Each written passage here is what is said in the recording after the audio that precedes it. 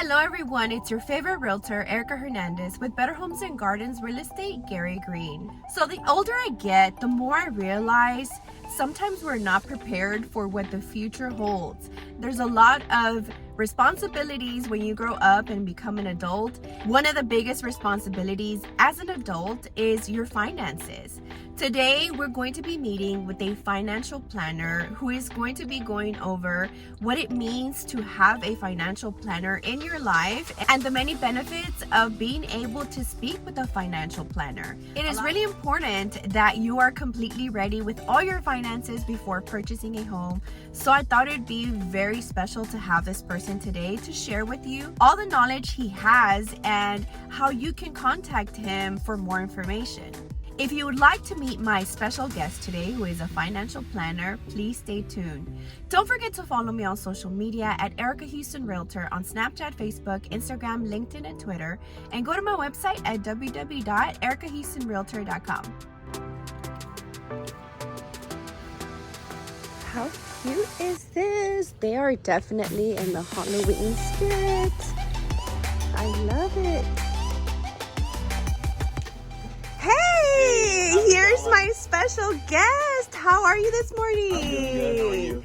Good. I want to introduce you to my YouTube channel. Can you tell us your name? Sure. My name is Jeffrey Watterworth, and I'm a financial planner with Northwestern Mutual. So we're going to get to talk today, so let's get started. Cool. Okay.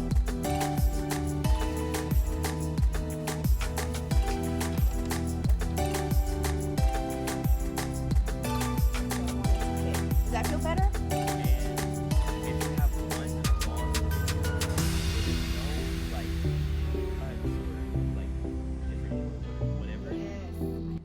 Alright guys, so just as promised, I do have my special guest. You guys did hear him introduce himself. So today I'm just going to ask him a few questions that I think a lot of people will really appreciate dealing with financial planning. So first off, I do want to say thank you for being able to do this video with me today. He's gonna be a little nervous, but that's okay. I'm nervous all the time too. But we're gonna go ahead and get started. I do want to ask him to tell us kind of his day-to-day, what he does on a daily basis to help people with their financing. So do you want to talk a little bit about that? Sure.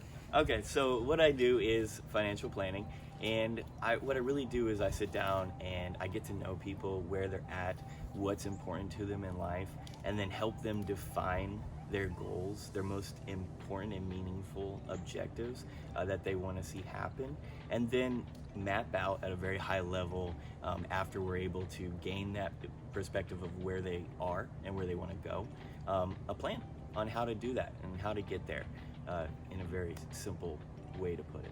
All right, and I like what he said, because a lot of times when we say we want to save, we have to be very strategic about how we save, where we put our money into. And I think that's another thing that he has actually talked to me about as well.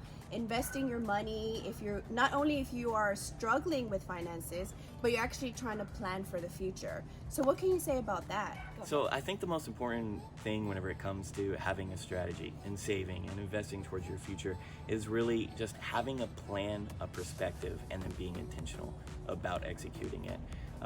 Whenever it comes to budgeting, one thing that I always say is you got to tell your money where to go. Otherwise, your money is going to tell you where it's going to go. So don't be passive about it. Be intentional.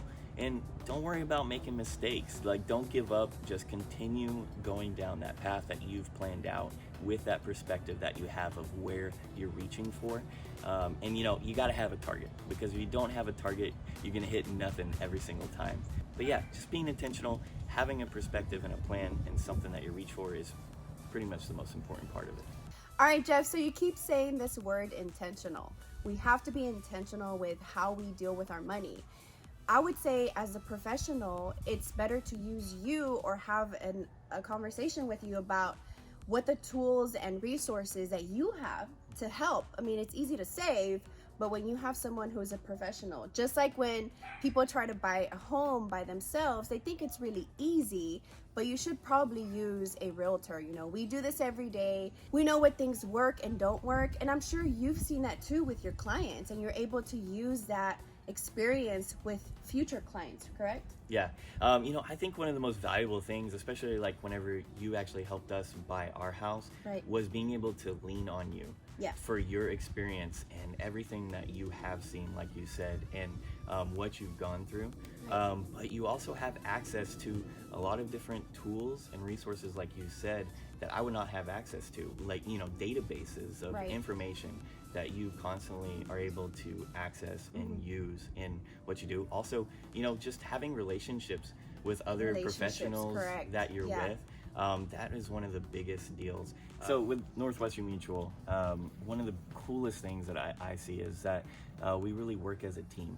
I have a huge team, not at home office, that of like CFAs, chartered financial analysts, guys that are much smarter than myself, always running numbers and statistics. There's so many tools and resources that are continually being put out to financial advisors and planners that allow us to do the best job we can do for our clients. And there's a lot of data and studies and research and financial planning software that we're able to use that just an individual on their own would not be able to have access to. Really just having, truthfully, that accountability as well. Not needing to rely solely on yourself, but having someone that's there, that's been through it all, that knows, what they're talking about is really a major asset to have. So the responsibility of finances is not an easy thing. I want you to be able to reach out to Jeff. He's going to let you know how you can sit down with him and what a consultation may look like. Yeah, so the easiest way obviously would just to be, call me. And you can give me a call anytime. It is my cell phone, my direct line. It's 254-913-1471. Or you can email me at jeffrey.watterworth@nm.com. And Erica will put down below all my contact information. I'm very flexible and very responsive. So you can just give me a call or shoot me an email. So it's very simple. First meeting, it's actually no pressure at all. I'm not gonna, try to sell you any sort of service or product or anything like that. I'm not even gonna ask you to become a client of mine. Really just gonna sit down and get to know you, tell you a little bit more about me. And typically it takes about 30 minutes to an hour, depending on where we're at and the things that come up. But typically I just get to know you. I ask a lot of questions, get to know where you're at, where it's important to you, and then go from there. And if we decide at the end of the meeting that there's, something for us to follow up on, and we like each other and we're a good fit. That's really important. Yeah, then we set up a second meeting, and in that second meeting, I'll bring forth, some action steps for us to take, some recommendations on how to move forward. Something we share in common, and we were just talking about this, is that our services, especially as a realtor, when I have a consultation with buyers, it's a free service to you guys. We just want to show you what we have to offer, and you make that decision. So I think he's going to elaborate a little bit on that. Yeah, every financial planner and financial advisor is different, and what they charge or what they don't charge. My personal philosophy is I don't want any sort of barrier to entry on having access to me and what I can provide as a resource to my potential clients and current clients. So any sort of financial plan and recommendations that I come up with, all the meetings, they're free, they're no cost to you, and then I'll bring the recommendation and you decide where to go from there on whether or not we want to implement it. But yeah, I don't want anyone to not have access to me simply because there's some sort of a charge. Right. And a lot of times if you are having financing issues, you almost don't want to pay to fix your financing issues, correct? True. But just so you know, you can sit down with him for a consultation, absolutely free. And whatever you do after that is up to you if you feel comfortable. When you're purchasing a home, you can use a realtor, a loan officer, and you should definitely use a financial planner. And he's going to go into detail about why. So similarly, when building a home, the same thing goes for a financial plan, at least with my philosophy and Northwestern Mutual's especially, is it's really important to have a strong foundation. You're not going to build your home without a foundation because whenever the weather gets rocky and unexpected things happen, we want to make sure that your home remains standing, your financial plan remains standing, and I think that applies really well to preparing to purchase a new home. being able to have that asset and maintain it is really important. So we look at things in the foundation, such as having an emergency fund, making sure that you have 3 to 6 months expenses, or if any unexpected expense happens, like you got to get a new AC all of a sudden, you're not going to be put in a position where you're having to get into more debt, or you're put in a position where you have to make a late mortgage payment or anything like that. We want to make sure you're prepared. And then for the worst instances in life, we want to make sure you have life insurance and long-term disability. That way, if something does happen, your family is still prepared and you're not put in a position where you don't have income anymore to not only pay for the home, but to keep the home. I really have a strong conviction on having that foundation and that security. But then we also want to start talking about long-term, where are you going? What does retirement look like? We want to make sure you have a sturdy roof on top as well. And that's where income retirement strategy comes into play in your financial plan. And so what we really do there was we start looking at risks way into the future, making sure that in that financial plan you have a strong retirement strategy. That way you don't get put into a position where a lot of people end up getting into, where some sort of health happens, some sort of maybe they market risk happens and they lose money in the market, they have to realize the loss, and they start running out of money, and then they're put in a position where they either have to take out a home equity loan or they have to sell their home, and we don't want that to ever happen. And so within that financial plan, we're able to not only help you prepare for the home, stay in the home, but make sure that this is not going to be a burden. It's going to be truly an asset for your family at all points in your life. All right, Jeff, so you've had a lot of good information.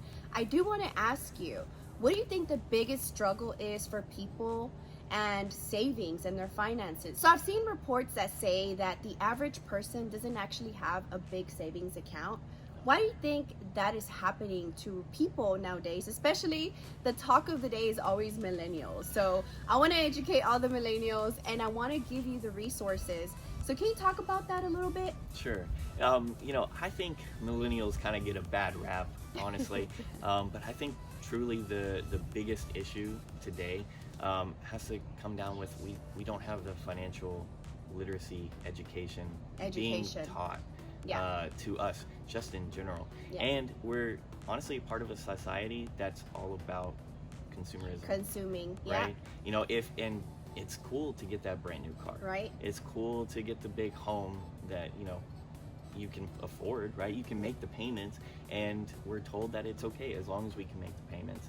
And I think where we really fail is combining that education with intentionality, with having a commitment to paying ourselves, telling ourselves, hey, I'm going to save 20%, right? And sticking to it. But there's just not that awareness around it. Right. Getting into debt, having credit cards, having an auto loan, having a home mortgage, all of that is very normal.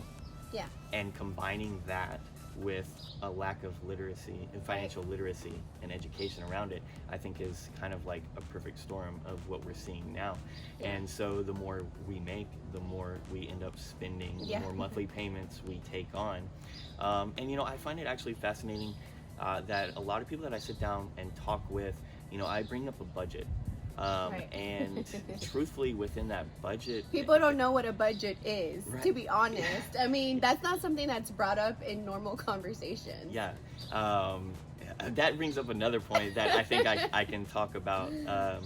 But I see a lot of times that people don't have a specific budget that they sit down and they talk about on a every other week basis, where they check in on their finances and what they're doing. They kind of just say, hey, I'm making enough to pay for all my expenses. If I have money in my bank account, I'm gonna go out and eat and or whatever it is that they enjoy doing. But I think another thing that you just brought up is very interesting. The fact that we don't talk about finances. I feel like it's kind of a taboo for people to talk about it. People feel uncomfortable. For sure. We don't have conversations about how much we're making or how much we're spending or what we're doing in order to invest towards our future.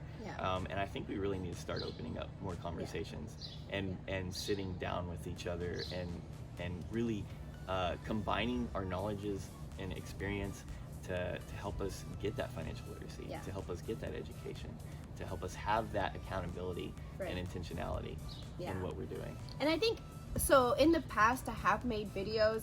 I think one time I made a video because I love coffee, right? And we know, without saying names, who the most expensive coffee around town is.